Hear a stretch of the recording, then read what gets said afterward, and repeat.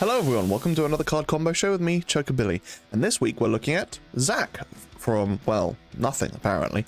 He is a promo. I think this is actually technically the first promo I've ever done, but yeah, he is from the Anniversary box, coming out just before Opus 22, 20, yeah, the one with Cloud and Zack, and this image basically on the front cover. And he is a very, very good card. So he is a 4 CP lightning forward with 7k power with the text haste. When Zack attacks, choose one forward opponent controls, dull it. When an active forward your opponent controls becomes dull due to summons or abilities, choose one forward opponent controls, deal it 5000 damage.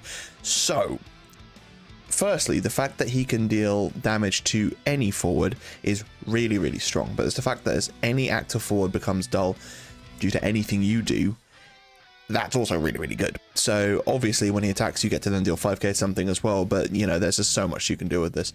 But ultimately 5k to anything, even the forward that became dull due to Zack, is super strong.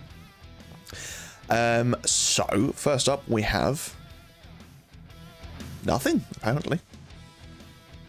There we go. Firion. So when Firion or a forward enters your field, choose one character opponent controls, dull it. So obviously this is focusing more on the fact that you can dull out the forwards, but then Firion being able to attack multiple times as well whilst dulling things out of the way, whilst also utilizing Zack's ability to be able to kill things, is pretty decent, and be able to get multiple points of damage through whilst attacking with Zack, and you know, lots of things like that, is just really, really good. Anima. So Zack and Anima are best buddies. When a forward opponent controls is put from the field into the break zone, choose one forward opponent controls, dull it. And then obviously you can pay 0, choose one forward opponent controls, deal 2000 damage, you can only use ability once per turn. So basically, so long as you can keep on killing forwards, you can then keep on chaining dulls through Anima.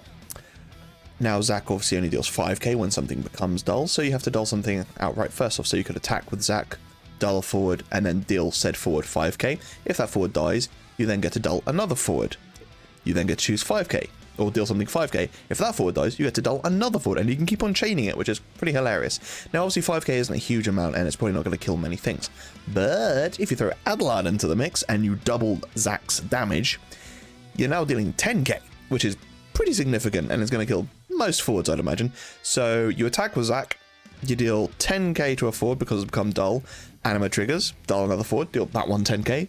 Dull another forward, deal that one 10k. Now obviously this is all in a situation where your opponent's got a lot of forwards, and if you've managed to got Adelard, Anima, and Zack all on the field at the same time, you're already in a pretty strong position. But that's not to say that you couldn't already just have Anima on the field ready to go, and then you play Zack, you play Adelard, you immediately use Adelard's effect, and then if your opponent doesn't have any response to Zack attacking, basically you get a board wipe. Now, this is a bit weird. Rubicante actually kind of works, I'm going to say, all right with this. Again, now you've got 4 forwards on the field attacking, so yeah. But Zack only triggers when an active forward becomes dull. So you attack with Rubicante, all those forwards become active. You can then use Zack's effect to dull something out of the way and then kill those forwards. So Rubicante is just a means to an end of actually activating the forwards as well. And then Spectral Keeper, so it might be a case that you can't attack with Zack for whatever reason, you don't want to attack with him. Spectral Keeper just triggers on the going to attack phase, at which point that will dull something out of the way, triggers Zack, kill something because of Adelard, Anima trigger, rinse and repeat till no more forwards. And then, yeah, Spectral Keeper in general is just a really, really good forward monster. And you've also got, is it Behemoth as well? Just having as many dull effects as you can get without really having to do anything is really useful for Zack, because you can just keep killing things. And if your opponent has 2 forwards and you have Spectral Keeper, Behemoth, and Zack, you just pass, or you just go to attack phase, you dull those 2 forwards, you then get to deal 2 lots of 5k to something and probably kill something, which is, you know, just really, really good. Neelika, yeah, whatever. When she attacks, choose one 40 opponent controls, dull it, deal it 3k damage. With Zack, that's also 5k, so yeah, you get to deal something 8k and dull it, I guess. Ace, this one's kind of fun. So you can just discard a card, choose a forward, dull it. Ace gains 1000 power to end the turn. So you could, again, this only really works for as many forwards as your opponent has, and that is the kind of downfall to Zack. But that's not to say that it isn't still a really good card, because you can just discard with Ace to dull a forward and deal at 5k, and it doesn't even have to be the 5k dealt to that forward. Your opponent can have a 5k forward and a 10k forward, you dull the 10k, you kill the 5k. Job's done. Fever, this is a weird one, but choose one active forward and one dull forward. Dull the former and deal the latter 9,000 damage. And then I don't care about the rest, but ultimately you can obviously dull one forward, deal the dull forward 9k damage, and then because a forward has become dull, you then get to use Zack's effect to deal something 5k. So you could top up the 9k that you've dealt to the dull forward, or you could then deal 5k to something else, or to the forward that became dull as well. So potentially a way to move 3 things out of the field, or just nuke a really, really big forward. Yeah, please make sure to subscribe. It makes a big difference to the channel. This isn't just FFTCG stuff as well. I also do Let's Plays, and I'm trying to do a bit more around the FFTCG stuff, like, you know, like explaining why cards have the ability that they have, how they work canonically. But, you know, I need time for that. So the more people that subscribe, the more likely I am to do that sort of thing. So yeah, make sure to like and subscribe. Elise, so when a water forward enters your field, choose one 40 opponent controls, dull it. This effect will trigger only once per turn. Now obviously this is made to work with Alphino, but it's any water forward enters the field, you get to dull something out of the way, that then triggers Zack. Using something like lightning is actually quite fun, because you can pay a lightning, a water, and remove a lightning and Odin from your break zone to then play lightning onto the field from the break zone, which is pretty good. When she enters, she gets to dull something out of the way, and you also get to draw a card. So if your opponent's got 2 forwards, you get to dull one thing because of Elise, one thing because of lightning, and again, you've got 2 packets of 5k to throw wherever you want. The Emperor. No, this card has never been played, it has never been good, but, you know, I guess there's a case to be made that when it enters the field, choose 2 forwards, dull them. That's 2 lots of 5k with Zack. I guess that's alright. And then during your turn, when a forward your opponent controls becomes dull, choose one active forward opponent controls, deal it 3k damage. So unlike Zack, the Emperor has to choose an active forward to deal it damage, which sucks. But it means that if Zack attacks and dulls one forward out of the way, you then get to deal 5k to a forward and then 3k to an active forward. So if you deal it both to one forward, that is ultimately 8k to something, which could very well kill it. Alcid, surprise, surprise, works incredibly well, and yes, Ice Lightning is becoming an absolute behemoth, pun kind of intended, to deal with, because discard, dull, freeze, aggro, bleh, it's disgusting, and Zack is just, yeah, just more fuel on the fire for this.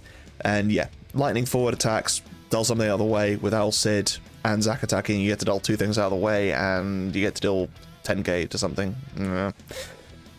Tifa. So, when a category 7 character you control deals damage to a forward opponent controls, choose one forward, it gains its forward cannot block. So you can move 2 things out of the way without necessarily having to kill either of them, which is quite nice. Harm at 0, so you get to kill one thing and then dull everything else your opponent controls. If they've got a very wide board, that could be a lot of 5ks you're throwing around. Very old. So if a guinea pig counter is placed on very old gains when he attacks, dull the forward's opponent controls. Now you have to remove the top 5 cards of your deck to do that, but again, if your opponent doesn't have a response to this, attack with very old, dull everything, hopefully kill a lot of things at the same time as well. Ramu. So you cast Ramu and you can just choose something, deal it 5k, choose the same forward, dull it. That then triggers Zack, deal it a further 5k. Again, your 2 CP summon with Zack on the field now deals 10k to something and can dull something else out of the way. It's just really, really good. Obviously, you could give something haste as well and then dull something else out. Yeah, there's just so many good ways you can go about doing this, but ultimately, 2 CP for probably 10k is pretty grim. Now, Lulu loves this, because obviously when you cast a summon, you get to choose a forward and set it to 5k. So what you could do is, with Lulu on the field, cast Ramu. Let's say give Lulu haste, dull a forward out of the way. Lulu triggers, choose another forward that hasn't become dull, set that to 5k. Zack then triggers to kill that forward. You've now moved 2 forwards out of the way pretty easily, with 2 attackers on the field at the same time. And you can easily play these 2 onto the field with no forwards on the field, cast Ramu, your opponent's just lost their 2 forwards, whilst you've just gained 2 hasties as well, which is, yeah, just really good.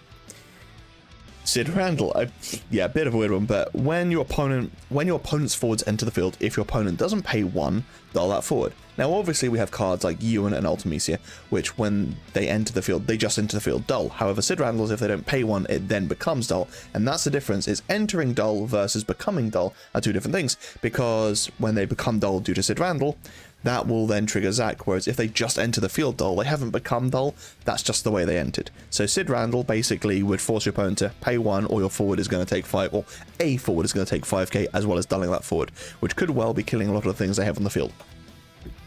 Gentiana, really, really useful card, because dull forwards opponent controls lose their abilities, and that then means that Zack hopefully will be able to start killing things as well. So it might be that your opponent's got something like Yazuki on the field, which is just an absolute nightmare to deal with. So making it so that those forwards are dull, and then you're actually able to hit them with actually 5k and not having damage reduced is super important. And Gentiana works really, really well with Zeramus. Now obviously Zeramus and Zack are a match made in heaven. At the end of your opponent's turn, all your opponent's forwards go dull, which then obviously triggers Zack for every forward that becomes dull. But if your opponent does have something like Yuzuki on the field, then, you know, ultimately you're not going to really be taking any damage from Zack's effect. But with Gentiana on the field, they will become dull. That then triggers Zack's effect. However, by the time that those forwards are dull, Gentiana is, you know, her effect comes into play, and all those forwards lose their effects. And it's not a stackable effect, so it's there.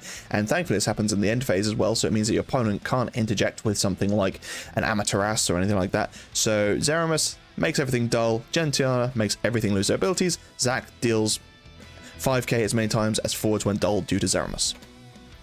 And that is Zack. He is just a fantastic card. And this Zack and the Y'shtola from this box are both cases to be made of how Lightning and Ice are finally getting the love they deserve, in so much as that they can deal damage to forwards that aren't active or dull, which I think is good. Ultimately, they still have their prerequisites, they still fall in line with the theme of that element of, you know, dulling things out of the way or amount of cards in hand, but they're able to deal damage to anything, and that's really important, because Lightning only be able to deal damage to active forwards and Ice only be able to deal damage to dull forwards has been a massive pain. So now that we have a bit more ramp for these elements, which are traditionally not that strong, although ironically really strong together, yeah, you are just able to go really, really aggressive with these cards. And like I said, Ice Lightning is just going to be is a nightmare to deal with.